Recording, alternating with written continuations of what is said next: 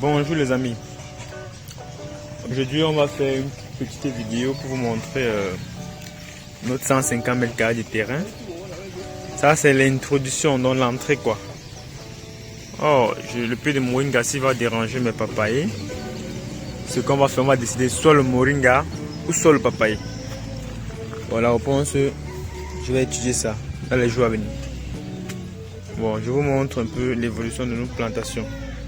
Et en vous disant, parce que vous savez le projet quoi, vous savez ce qui a été fait. Comme je dis toujours, pour les nouveaux, ils vont voir un peu ça étrange. Parce qu'il y a eu un travail qui s'est passé préalable. Mais il faut rentrer les vidéos précédentes, vous allez voir ce qui avait été fait. Les amis, voici les papayes qu'on avait coupés. On avait stressé. Vous voyez, je n'ai même plus la possibilité de marcher à l'intérieur. Vous voyez comment je me suis juste coupé. Parce que marcher là, c'est plus possible. Vous voyez les amis. Donc, pour marcher, parce qu'il faut éviter de casser les branches des papayes. Vous voyez, et c'est ça qui est un problème.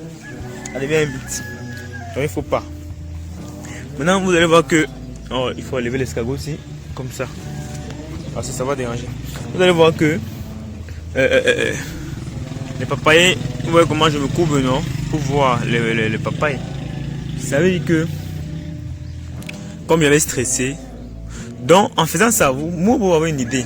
C'est normal, c'est bien de stresser les papayes. Quand vous voyez, regardez la tige, le papaye est plus solide. Donc même le vent ne peut pas le renverser. Vous voyez la tige, non? Le fait de stresser les papayes, aussi, ça, vous voyez, la tige. C'est-à-dire que même s'il y a que vent, je secoue un peu savoir. Vous voyez comment c'est secoue. Ça ne bouge pas. Hein. Regardez, ça ne bouge pas. Donc, c'est-à-dire que même si le vent est comment, ça ne peut pas casser. Donc, la possibilité même de circuler, il n'y a pas. Ce qu'on va faire, c'est qu'on va seulement sauter pour éviter, parce que moi j'ai peur de casser des branches, des papayers. Voilà. Donc, je vous montre parce que au départ, quand on avait stressé, les gens ne pouvaient pas imaginer que ça pouvait donner comme ça. Mais bon, ça y est, c'est fait. Tout est ok. Vous voyez maintenant comment la plantation a déjà du sens, a déjà de la valeur. Il y a aussi le pied ici, que j'aimais le voir. Quand il avait secoué la fois passée, il était un peu plus solide. Et quand je vois aussi, je vais tester pour voir si ça pourrait, ça ne bouge pas. C'est-à-dire que c'est vraiment comme un béton. C'est-à-dire que le sol est bien profond. Donc, oh là là les amis, il y a un problème là. C'est quoi le problème? C'est vrai que j'ai fait 3 semaines sans voir, regardez. C'était prévisible non? Je vous avais dit. Voilà, mon papa est mort. Il n'y a plus rien à faire.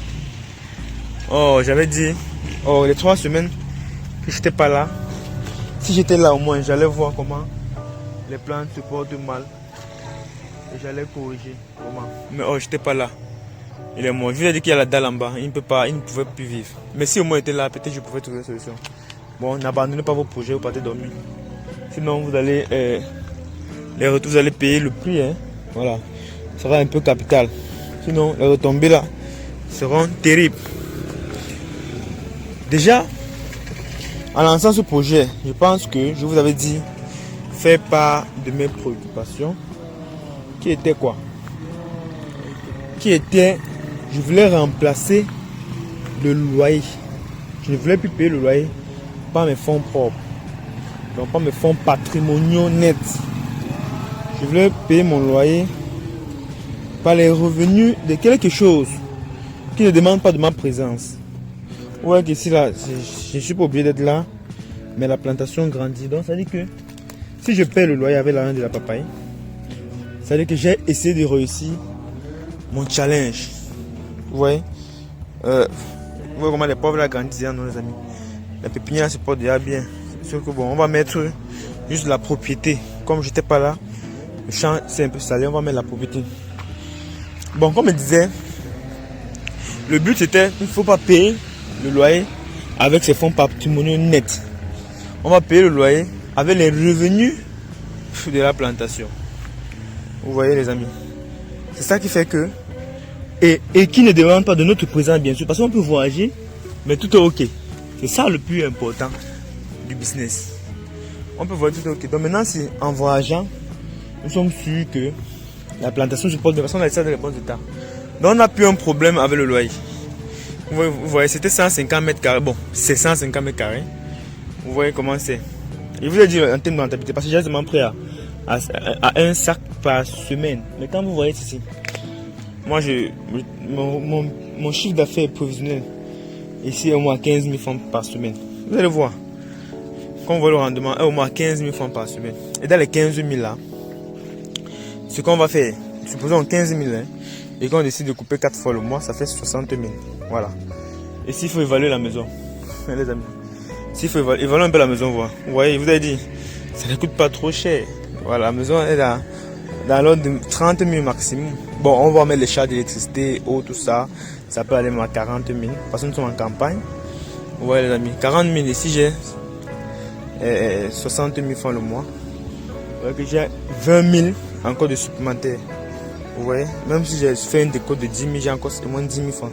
Ça veut dire que je vis gratuitement. Or, regardez, il y a les gens. Vous avez dit, quand je prenais la vidéo du pas, il y avait les passants. Les gens vont chercher l'argent loin.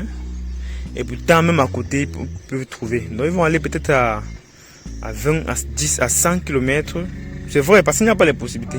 Mais il y a aussi ceux, il faut juste réfléchir. Ici était la poubelle, là, on ne peut pas imaginer qu'on pouvait avoir de l'argent. Mais voilà, j'ai fait un doublé là, que ça marche. Je vous dis juste ça pour que ça vous réveille un peu, les amis.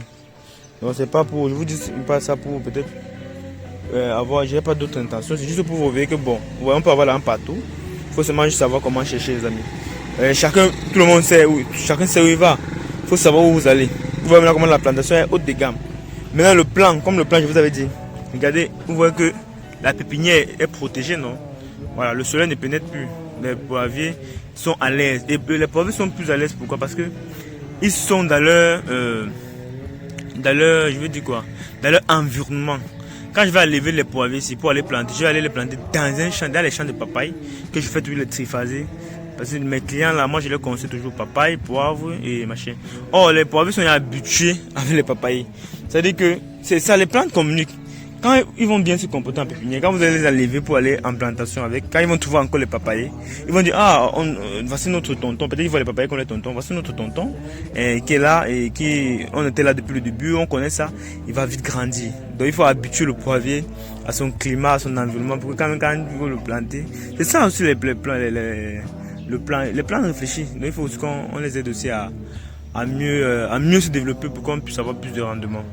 Bon, ça, je voulais vous montrer le résultat des triphasés. Voilà comme ça se porte. Je pense que je vais vous montrer d'autres plantations comme ça. Et vous allez avoir une idée. Merci les amis et à une autre vidéo.